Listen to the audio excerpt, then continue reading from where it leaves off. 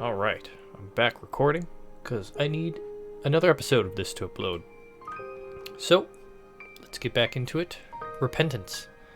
The last few months have been marked by a welcome absence of quarreling in the Brante estate. Your only concern these days is the price you have to pay for this peace. Today you come home late, wrung dry after a day of work and worry. Everyone is sound asleep. You are making your way to your bedroom when you hear suspicious noise coming from your father's study. It is too late for father to be working. You go to the door of the study, trying to tread softly, and turn the knob. The room is brightly lit by the moon. You recognize your brother's clumsy silhouette above father's desk in the moonlight. Nathan hears you come in and leaps to the side in fear. You see something glinting in his hands. Father's dagger. "Oh, Angelo, it's you. Shush. I just took the dagger for a moment. Don't worry. I know holding a weapon's against my lot. I don't mean anyone any harm. It's for me, actually. I have to go to the twins." Your younger brother clumsily turns the dagger around, holding it against his own body.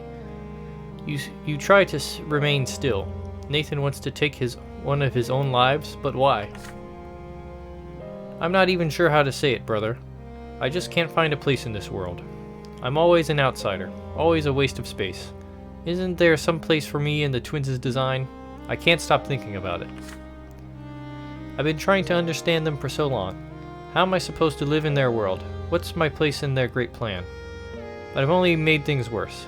I meddled with the Markian sect, defied and rejected my lot, indulged in vice, but I found nothing there. The old faith, the new faith, Father Mark's heresy, they gave me all sorts of answers, but none of them worked. There's nothing else left for me now.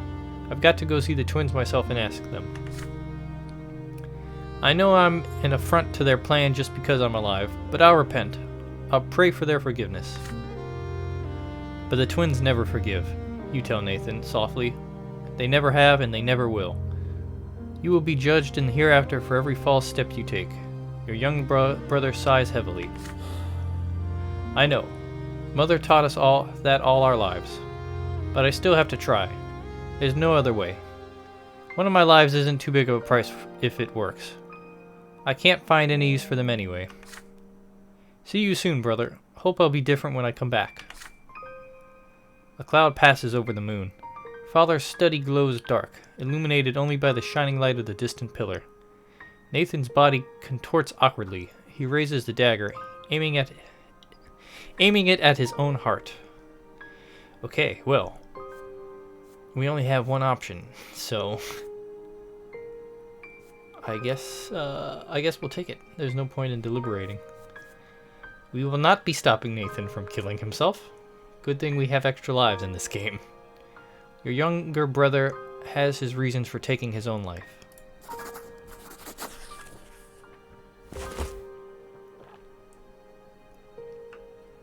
You take a step back. The life that Nathan is about to take belongs to him. He is free to do with it as he pleases. May he finally find an end to his desperate search for meaning. Nathan whispers a word of gratitude, barely audible. Then a sharp exhale as he gets ready to strike. His hands guide the dagger awkwardly through the air and into his chest. The sharp tip reluctantly sinks into his flesh. A weak yelp escapes Nathan's throat. He staggers and falls, blood oozing out of the wound.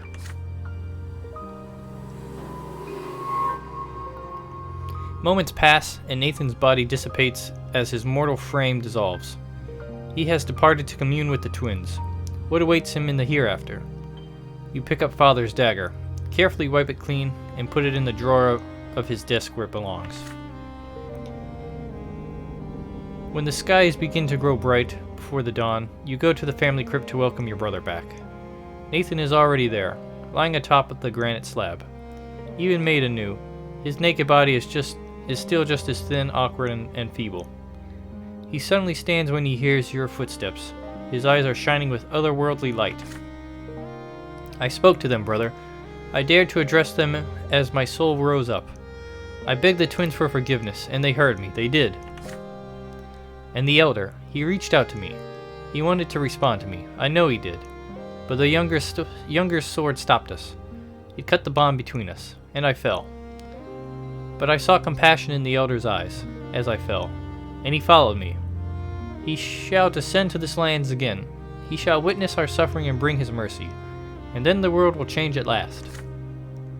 Your younger brother shivers, almost convulsing with cold. You wrap him in a black cloak. Together you return home before sunrise. No one in your family ever learns of Nathan's lesser death.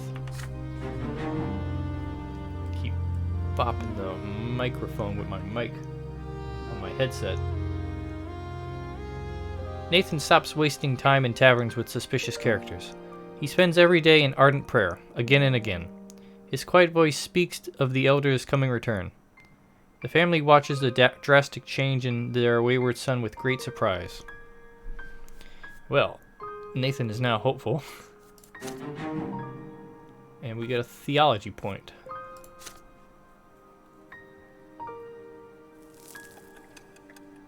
Alright, getting really close to the end of peacetime here.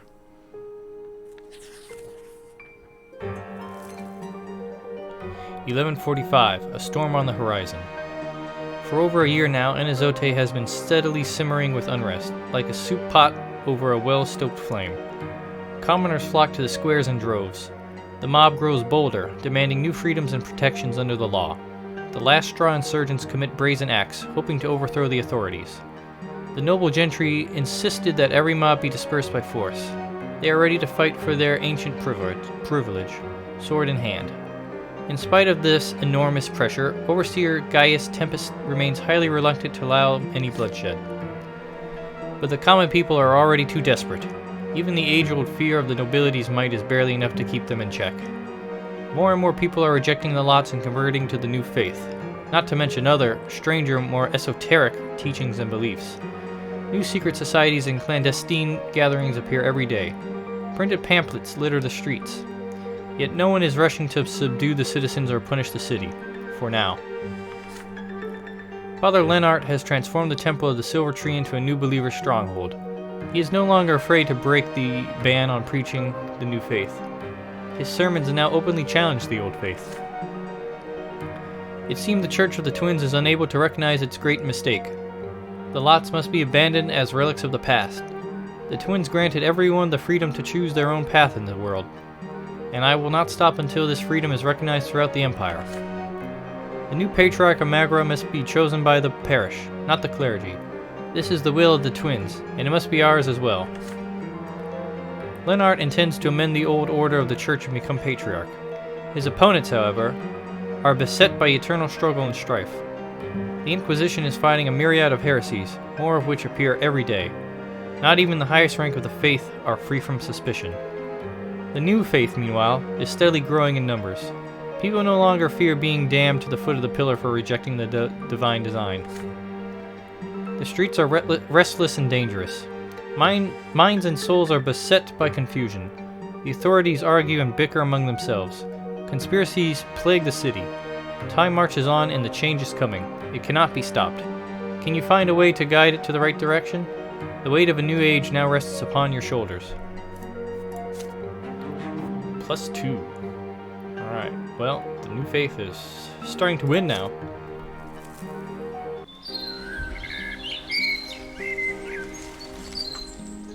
A family matter. For over a year now, Enizote has been slowly simmering with unrest.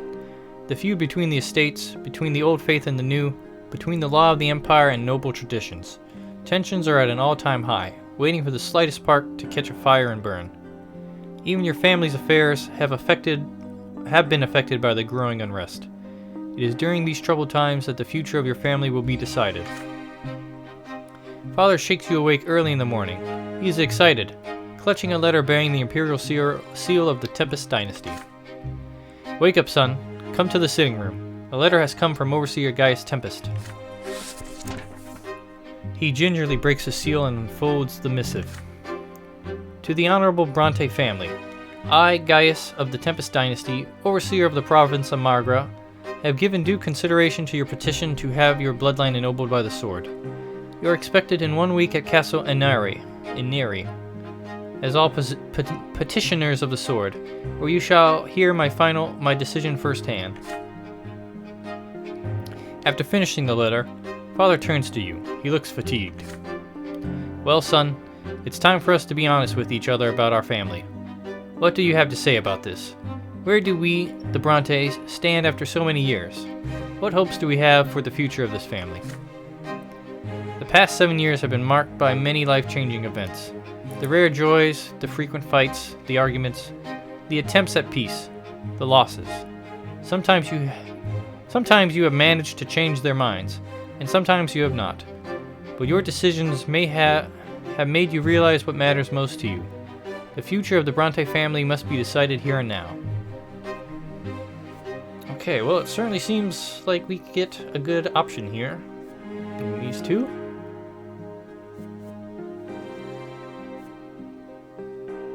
Well, this seems better than this. So I think, by every right, we should take this. Become member of the Overseer's entourage. Your family will be ennobled by the sword and become members of the Overseer Gaius Tempest's entourage. Yes, that seems very good, I must say. You assure Father that there is no cause for concern. You have personally worked hard to ensure that the family's reputation is spotless. All slanderous rumors, if any, have been brushed aside, and your finances are as good as ever. It is true you had to part ways with Gloria. She is no longer a member of your household, and yet the Bronte family has prevailed, despite the hardships cruel fate has sent your way. And, what's more, your deeds have become famous among the noble dynasties of Margra. You are confident the Overseer will not hesitate to grant you a hereditary title. In fact, you may even become members of his entourage. Few can hope to attain the Overseer's favor, but you have earned it through your loyalty to imperial tradition. The Bronte family now has a mighty benefactor, the Emperor's own brother. The future of your bloodline is secure. Your family will have power, respect, and lofty positions in the Overseer's court. Father puts a hand on your shoulder, a jubilant smile on his face. Yes, my son, we stood strong, no matter what. Remember how much your grandfather doubted us? But together we have proven what the Bronte family can achieve. Soon, the house grows happy and hectic. The family has to prepare for a long journey to Castle Neri, so that you may be judged by the sovereign of the province. But you have no doubt the Overseer will find you worthy. Well, Grandpa has risen to +5 from beyond the grave, and our willpower is back up to 10. Well, cross that one off the list. That was one of my goals for this run, was to become ennobled by the sword, and it looks like we did even better than that.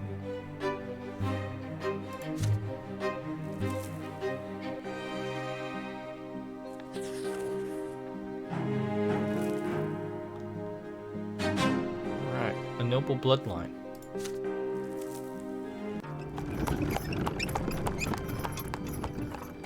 The long preparation for the journey is finally over. You have packed your finest garments, and a length of luxurious fabric has been embroidered with your family crest. For this occasion, you must look your best. A four-in-hand carriage awaits at the gate of the estate. Your entire family is leaving for Castle Neri, where Overseer Gaius Tempest is holding a reception of the utmost importance. You spend several long days riding the dusty high road. Then, finally, you watch from the carriage window as Gaius Tempest's impregnable citadel emerges from behind the craggy mountains. A cavalry detachment of the Overseer's guard escorts you along the last stretch of road to the gate. Beyond the gate lies the Overseer's residence.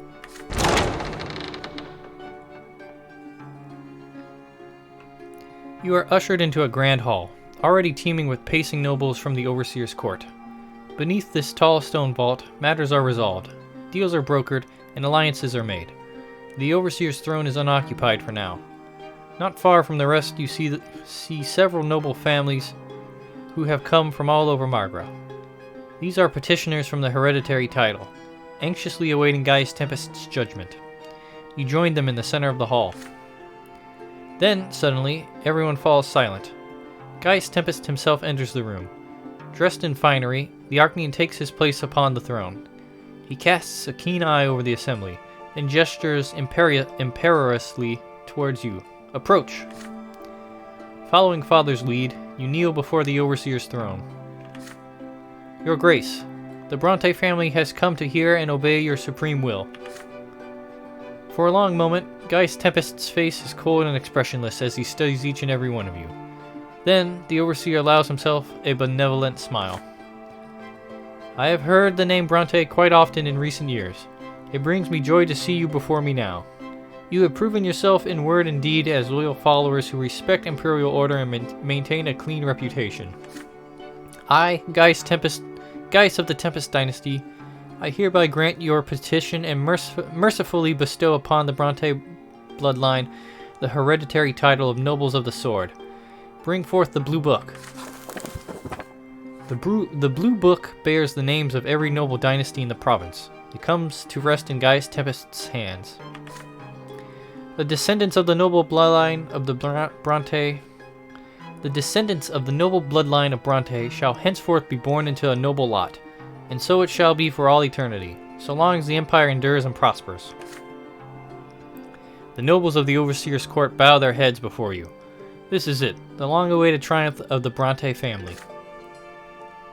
And now, as ancient tradition dictates, may the heir of the bloodline inscribe the name of the Brante in the Blue Book, wherein it shall dwell forever. Step forth, heir. Well, looks like we will be accompanying Stephen. Little salty about that, but hey. Honestly, the option doesn't seem that bad. Your elder brother is the lawful heir of the Brante family. Stephen approaches the throne with his head held high. Elegantly, he bows down before the Overseer's throne. You accompany him as his younger brother. Sir Stephen Brante, one day the title of the Brante Patriarch will fall to you, as will the duty that comes with it. Bear it with honor. Now, inscribe the name of your bloodline upon the exalted pages of the Empire. The Overseer presents you with a quill and the heavy metal-bound book. You open the book to a blank page for Stephen. Stephen triumphantly inscribes upon it the Brante bloodline of Anazote, whose crest beareth an oaken branch. The quill glides across the paper, guided by his hand, and you feel a quiet cold wind blowing behind you. The shades of your ancestors are watching. Then a deep, hard voice you have known since childhood rings in your ears. My Stephen, from the day of your birth, I believe you were to bring us to this moment, and so it has come to pass. I, your father, you yourself, we will all remain in the noble blood tide when our mortal lives end. Now our family will never perish into darkness. You have made me proud, my grandson. You turn around at the sound of the voice, but he is not there. You see only your family beaming with jubilation. Your father is beyond proud. Stephen, my heir. Angelo, my son. Unable to contain his emotion any longer, your elder brother embraces you firmly. Brother, I can't believe it. Me, ennobled by the sword. We have brought the Brante name to unprecedented heights, and none of it could have happened without you, Angelo. Yeah, you got that right, Stephen. Your family has been ennobled by the sword. From this day forth, the descendants of the Brante bloodline will be born into nobility. The fate of the El Brantes now rests in the hands of Stephen and his descendants.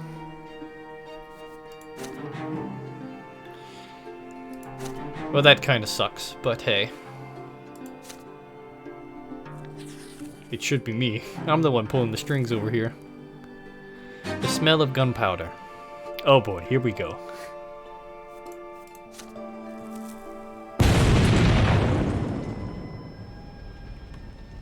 I like the burned pages. All of Anazote has been rocked by a gunpowder explosion. Its victim were Legion officers in charge of a punitive battalion. For some years now, they have been using force to collect the Archduke's tax from villages that refuse to pay. The common folk remember their cruelty well. Now the tables have turned. A tavern called the Three Falare, the favorite drinking hole of the Legion officers, was blown up by a huge charge of gunpowder. Everyone in the tavern was killed. A number of people living in nearby homes were also injured. The reborn officers reported that they were blown up by an ordinary lowborn girl. Before lowering her torch to the fuse, the girl cried out that now the nobles will pay for their crimes with their lives. The powder will make us all equal. Those were her last words. The Legion has been brought to combat readiness. Commander Otten plans to punish the criminal's entire home district. But the nobles of Anazote are nervous. No military training, no armor can protect them from a sudden gunpowder explosion. The city remembers that you were the one who made gunpowder available for silver mining. But now barrels of gunpowder are somehow being delivered to rebels rather than in the mines. Never before have the lowborn had such a dangerous weapon at their disposal. Well, maybe. But I don't feel responsible for this.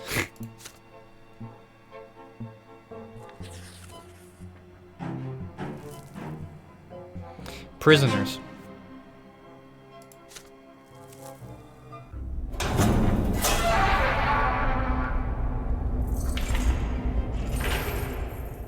You walk down the cold steps of the prefecture dungeon. The damp air makes it hard to breathe. You were urgently summoned here after the explosion at the Three Phalerus.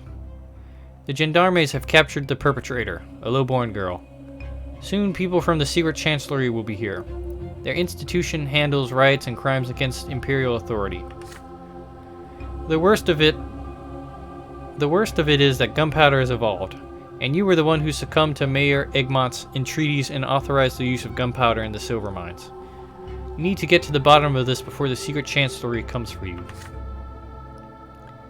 Behind the bars of your cell, you see Alida Siren, an unremarkable girl, just like any other from the Brass District. She glances up at you suspiciously from under her long bangs and chuckles. Yeah, I blew him up. I'm not gonna deny it. Let alone beg for mercy. I know nobles haven't got any anyway.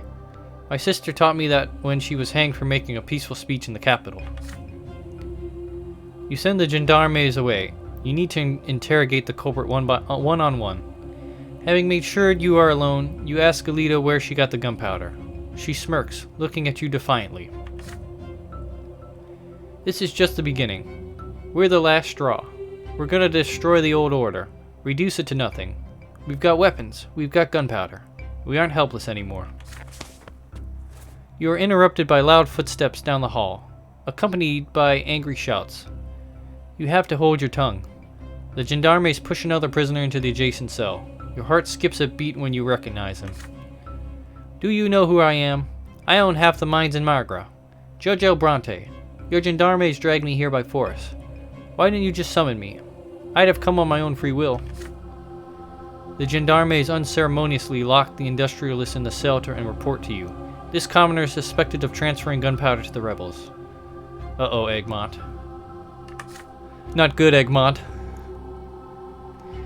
You once again command the gendarmes to leave you alone with the conspirators. They lock the cell securely before leaving. You, Egmont, and the rebel Alida are alone in the cold semi-darkness. Egmont clutches the bars anxiously. Now I see. I'm accused of orchestrating the explosion at the Three Phalerus. Come closer, Sir Brante. Your life is in as much peril as mine. You take a step forward, approaching the bars. You feel the imprisoned industrialist's heavy breath on your face. I'll cut right to the chase, Sir Brante. Yes, with your help, we put the gunpowder to good use. We used it for a great cause, fighting for the rights of the lowborn. I armed the soldiers of the last straw, and I'm forming my own militia. The gunpowder finally forced the nobles to take us seriously. But I'm not a madman, and I'm not a butcher. The explosion in the tavern was just a way to demonstrate that we're capable of in case the Empire doesn't make any concessions. We're no longer just rabble that can be ordered about. And we achieved that in no small part thanks to your help, Judge Sir Brante. Now the nobles will see that if they don't give us rights, we'll have to take them by force. You look at the wealthy commoner in consternation. So you have unwittingly become a part of his conspiracy.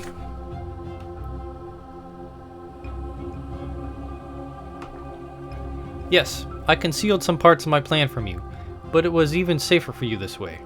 You continued your work as a judge in your fight for justice while we did our part. I just wish the last straw had worked a little more cleanly. You demand that Egmont tell you the nature of his connection to the last straw. We made an alliance. The last straw are relentless fighters, like the young lady here. and it's wonderful that they are people who are willing to make sacrifices for the greater good. Sadly, sometimes they leave too many clues behind. Our cause is just. Egmont casts a disapproving sidelong glance at the rebel girl. Then he leans even closer and continues quietly. But explosions and bloodshed aren't my goal.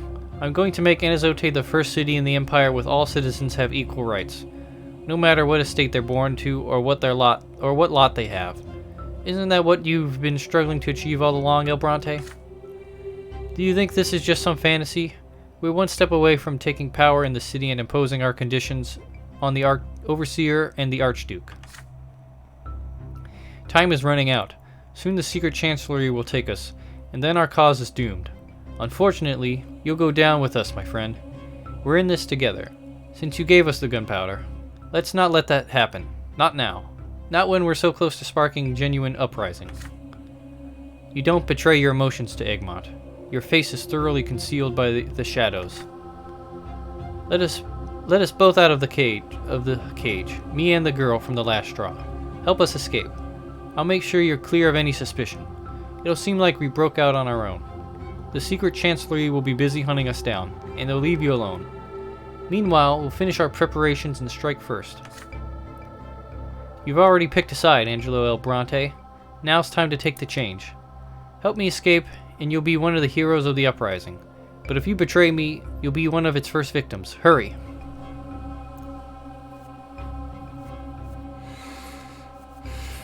Well, before I make that decision, I'm going to look at all of these. Justice is obviously at 10. We're rather good in our career, too. Power is at 0. Church is at 2. Wealth is at 4. Order at 5.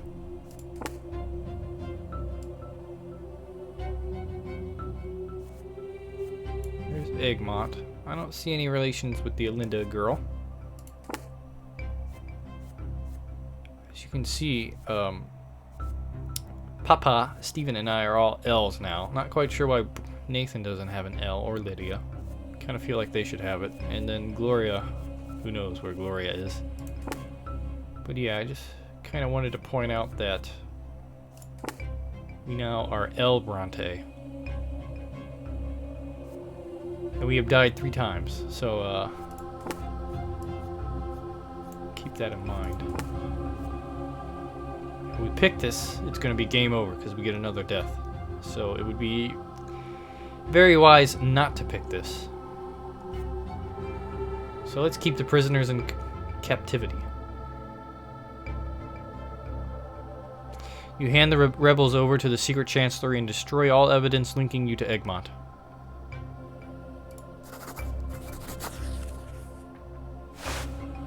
Finally, you let Egmont see your face in the semi-darkness. You have had a sneer on your lips for quite some time. No, you are not going to go down because of Egmont's deceptions. You have your own plans in that regard. It's too late. You can't stop it, El Brante. You fool. The uprising will make mincemeat of you if you don't come to your senses. History will be on our side. Not listening to him, you turn around and swiftly go upstairs. Egmont's threats die out in the darkness. Doing your best to look composed, you walk up the stairs and announce that the interrogation is over. It is time to hand the prisoners over to the secret chancellery. Afterwards, you lock yourself in your office and go through all the papers in search of any evidence that could link you to Egmont. You burn all proof of your involvement in the unfortunate gunpowder affair. But this isn't all. You will have to go to other Imperial institutions as well. Hopefully your connections will be enough to sever any threads leading back to you.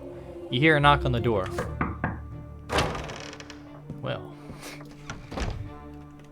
A familiar figure with a cane treads heavily into your office. Felipe El Ferro, the secret chancellery advisor, carefully examines you. You again, Sir El Brante. I have just interrogated the captured insurgents. You break into a cold sweat and do your best to maintain a calm facade. El Ferro looms over your desk, obstructing the light. So, there is no doubt that the explosion was the handiwork not only of the last straw, but also of Mayor Egmont, whom you know well. I was particularly curious to find out who was responsible for authorizing the use of gunpowder in his mines. He named you. The advisor pauses and observes you. You look back at Sir Felipe dispassionately. The storm that is raging inside you must be contained. Suddenly, Felipe beams at you and shrugs. But you know, I never take a commoner's word over that of a nobleman. And you are a true nobleman, aren't you, Sir Brante? You lower your head modestly. So I thought. The noble lot is not an easy one. Even the best of us make mistakes sometimes. But this is where a noble education comes into play. We nobles know how to fix our mistakes. You explained gravely that you had no idea that allowing the use of gunpowder in the mines would lead to this. You only wanted to ensure the prosperity of the province. I have no doubt about that. That's why you're going to do me a favor, for the sake of the province. Over the last few years, you've worked hard to satisfy the claims and pleas of the commoners. But do you know how many insurgents have been among them? The secret chancellery will review these cases. I hope you do not mind if I take over your office for a while. You won't need it for the time being. By my authority, I hereby declare a state of emergency in the prefecture. It will remain in effect until we have dealt with the threat of an uprising. You may go now. Take a break, and don't get involved. We'll call for you when we need you again. El Faro installs himself in your chair and promptly begins going through your papers. He is no longer paying attention to you. You have no choice. You vacate your own office. Back home, you collapse into bed and sleep for a long time. Mayor Egmont is hanged before a huge crowd. The execution of a prominent advocate for commoners' rights infuriates them, but they are too frightened to take up arms. In addition, many say that Egmont only desired more power and profit for himself, not protection for the poor. Egmont's body is left hanging in the square in front of the city hall for a long time as a reminder of the fate awaiting anyone who attempts to defy the imperial order. You spend the next month at home. The explosion allowed the secret chancellery to obtain special authority for the purpose of defeating the rebels. The gates of Anazote are locked. Citizens are commanded not to leave their homes without a good reason. The gendarmes, transferred temporarily under the command of the secret chancellery, prowl the city, searching houses and arresting suspicious individuals. The people they arrest usually disappear without a trace. Finally, a month later, the secret chancellery declares that the threat of rebellion has been eliminated. The gendarmes return to Elborn's command. For the first time in a long while, you go to the prefecture. Your office has hardly changed, although it is clear it has been used daily. The inkwell is all but empty. A number of documents concerning your old cases have vanished from the drawers. You see small spots of dried blood on the carpet. Well, that escalated quickly. Mayor Egmont is now truly dead. But he has a distaste for me. For Angelo. And there's a -1 for power. And -3 for justice. Which may be for the best, seeing how things have gone from here.